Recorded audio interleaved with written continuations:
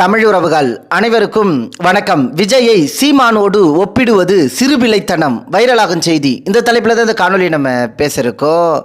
அதாவதுங்க, தமிழக அரசியலில் தனித்து களமாடி கொள்கை அரசியலை முன்வைத்து அங்கீகரிக்கப்பட்ட கட்சியாக நாம் தமிழர் கட்சி வளர்ந்து நிற்கிறது. இந்த நேரத்தில் புதிதாக கட்சி தொடங்கி தனது ரசிகர்களை எல்லாம் ஒருங்கிணைக்கும் விஜயோடு அண்ணன் சீமானை ஒப்பிட்டு பலர் பேசி வருகிறார்கள். இந்த நேரத்தில் சமூக வலைதளத்தில் விஜயை சீமானோடு ஒப்பிடாதீர்கள் என பலரும் தங்களது கருத்துக்களை வெளிப்படுத்தி வருகிறார்கள்.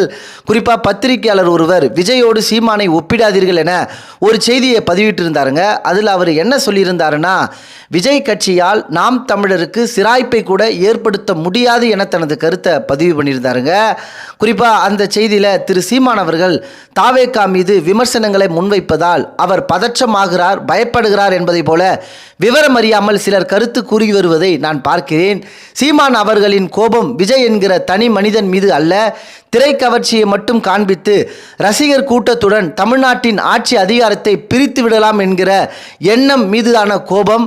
மேலும் திமுக, அதிமுக ஆகிய திராவிட கட்சிகளைப் போலவே இம்மி அளவும் பிசகாது அரசியல் செய்வதற்கு எதற்காக விஜய் தனது ஆற்றலையும் லட்சக்கணக்கான ரசிகர்களின் ஆற்றலையும் வீணாக்க வேண்டும் என்கிற ஆதங்கம்தான் அது.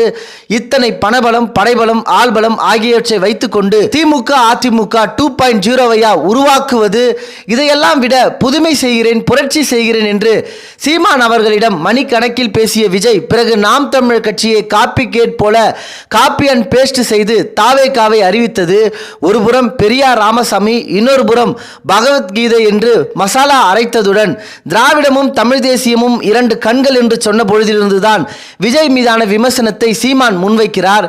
எனவே சீமான் என்ன பொருளில் விஜய் கட்சியை விமர்சனம் செய்கிறார் என்கிற அடிப்படை புரிதலோடு அரசியல் அறிவோடு வாத விவாதங்கள் செய்யுமாறு தாழ்மையுடன் கேட்டுக்கொள்கிறேன்.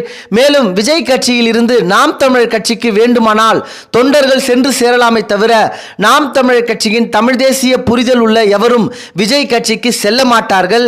எனவே விஜய் கட்சியால் நாம் தமிழருக்கு பாதிப்பு என்பதே ஒரு கற்பனை அல்லது அரசியல் அறியாமை. பள்ளிக்கூடத்தில் சேர்ந்து 4 தேர்வுகளை எழுதாமல் காலம் கடத்தி கொண்டிருக்கும் விஜயை 5 தேர்வுகளை எதிர்கொண்டு 8.2 விழுக்காடு மதிப்பெண் பெற்ற சீமானோடு ஒப்பிடுவது சிறு பிள்ளைத்தனம் என்று பதிவு செய்திருந்தாருங்க. முக்கியமாக இந்த தகவலை உங்களோட தெரியப்படுத்த வேண்டும் என்பதற்காக தான் இந்த பதிவு. நன்றி, வணக்கம்.